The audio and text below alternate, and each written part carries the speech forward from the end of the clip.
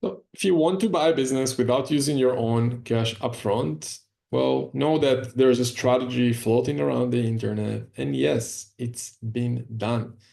Where you buy a business and use the cash already inside that business to help fund the deal. Sounds crazy? Well, today I'll break it down to you step by step. And if you don't know me, my name is Moran Pober. I'm the founder of acquisitions.com. We've been involved at this point in over $1 billion worth of business acquisitions. And today I'm going to show you how this strategy works, when it does and when it doesn't as well. So you won't need to make expensive mistakes.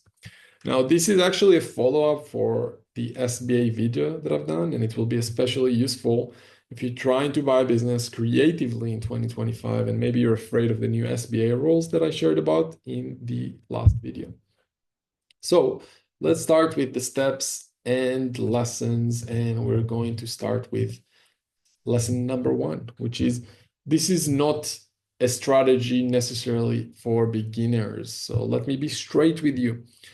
If this is your first deal and you're just learning how a balance sheet works and how loans work, it's probably not the best play for you. If you never had a business before, if you don't know how a business makes money or not, this is probably not for you because no one will give you his business for free if you don't know what you're talking about. Because there are too many moving parts, legal, financial, operational. But if you've had, let's say if you have a business, if you had at least one before, or if you've done a deal before, or you're working with a good advisor and a mentor, this can be super powerful move to stretch your comfort zone. And I guess get in front of super unique deals. Or at the very least, you will at least learn how to spot those opportunities for buying a business using its own cash that others miss out on. And maybe you can find a way to earn a referral fee on that, right? So doing this at least will help you creatively. So if you're set on trying this, again, before we're getting started with all the steps, I strongly suggest having someone next to you who's done this before. It just makes a world of difference. Lesson number two, the structure that you'll use is everything. Even if everything looks good, the deal can still fall apart without tight legal and financial structure. Like it doesn't matter what, you'll need a competent M&A attorney who understands things like how to document deferred payments, how to handle share transfers, how to protect you and the seller legally in this kind of structure. Like this is not the place to cut corners with random GPT templates or do-it-yourself kits.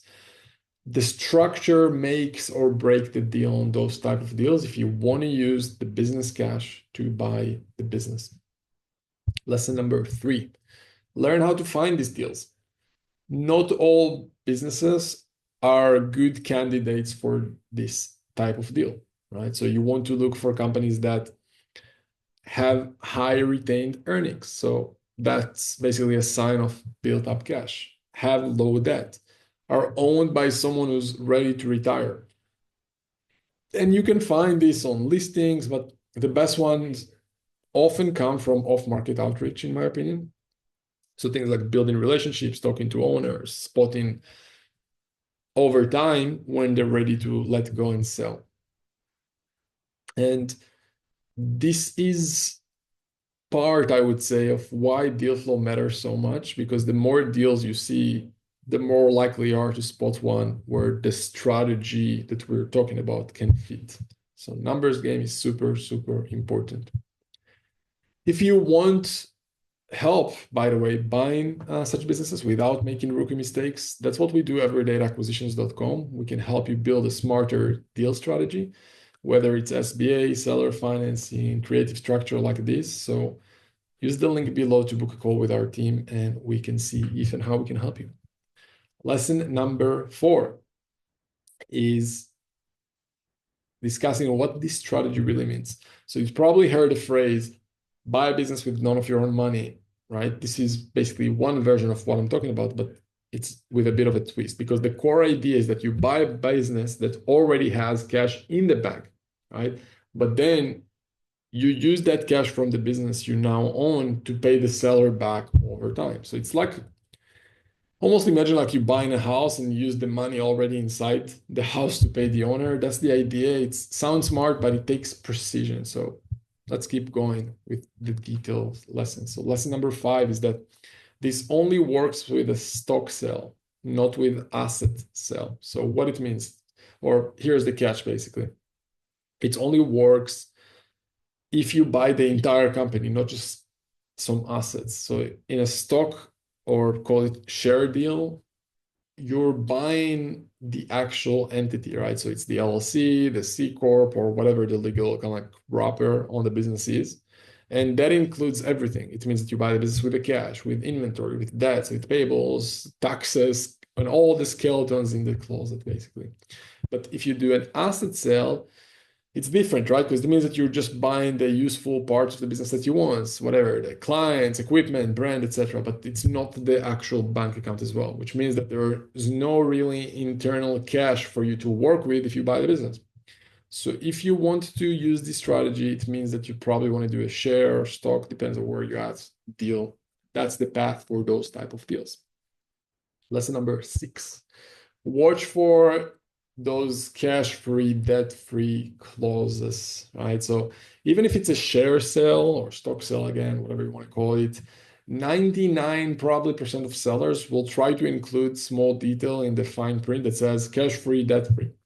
Now, the translation for that basically means that they'll pull out all the cash before you take over the business and expect you to pay off any remaining loans with basically your purchase price.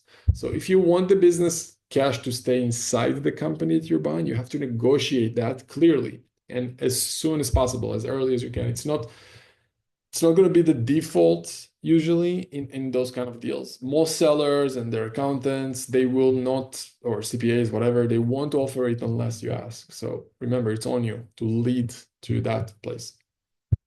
Lesson number 7, you still have to normalize the balance sheet on those deals. So remember that not all cash in the business is free to use for you. So some of it's what's been called working capital, which means that working capital is basically the cash needed for the day-to-day stuff, like paying the employees, buying inventory, or just waiting for customer payments, right? So if you sweep out all the cash and forget about the actual cash needs of the business, you might cause it'll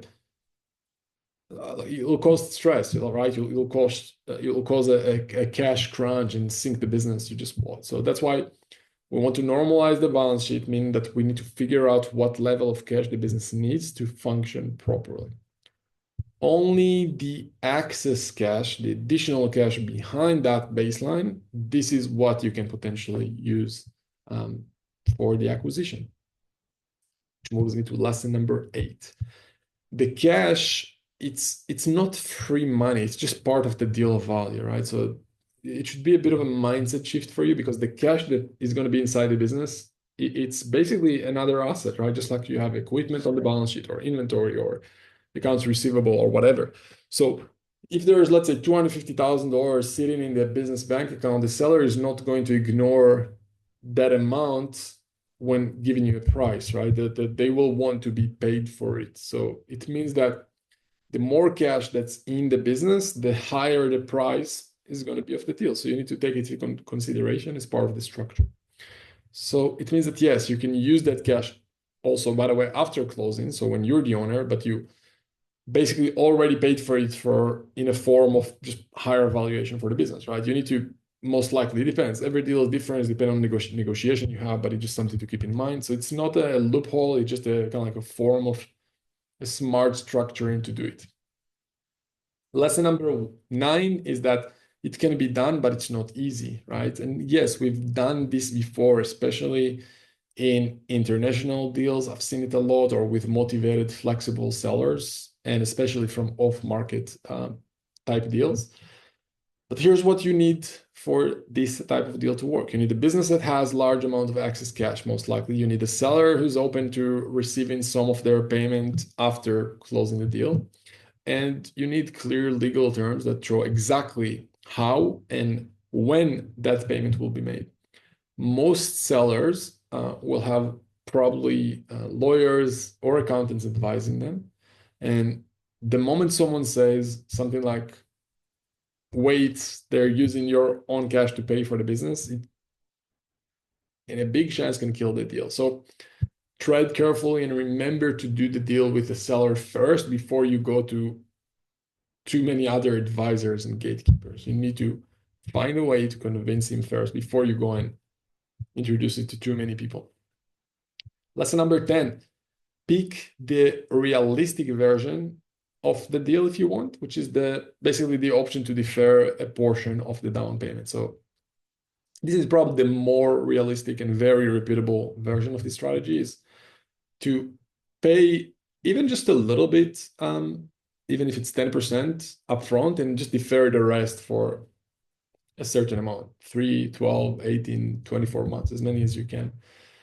And you don't touch the seller's cash in this case, but after you own the business, you can basically go and sell, reduce the inventory, speed up the receivables, or like cut and trim unnecessary costs. And then whatever cash that's freed up, you can then use to make the second and so forth payment. So this version works more often, and it's just easier to get sellers and their advisors to say yes much more often, because you're going to them and you basically tell them, hey, I'm paying you something upfront. It's not like nothing. So in the end of the day, you don't always need to use your own money to buy a business, but you need clarity, you need confidence, you need structure, and you need to look at the business and at the balance sheet and at the seller psychology and take all those things into consideration on how to get the best deal for you and for the seller in a way that is a win-win, to structure the deal in a way that you can afford and the business can afford as well. And of course, the seller will accept. So if you want help buying a business without making rookie mistakes, again, that's what we do. Everydayacquisitions.com will help you build smarter deal strategy, whether it's SBA, seller financing, creative structures, like some of the stuff we discussed today. I'm going to put a link below to book a call with our team. So yeah, I'm looking forward to support you in buying a business the smart way in 2025, and hope you enjoyed it, and I'll see you soon.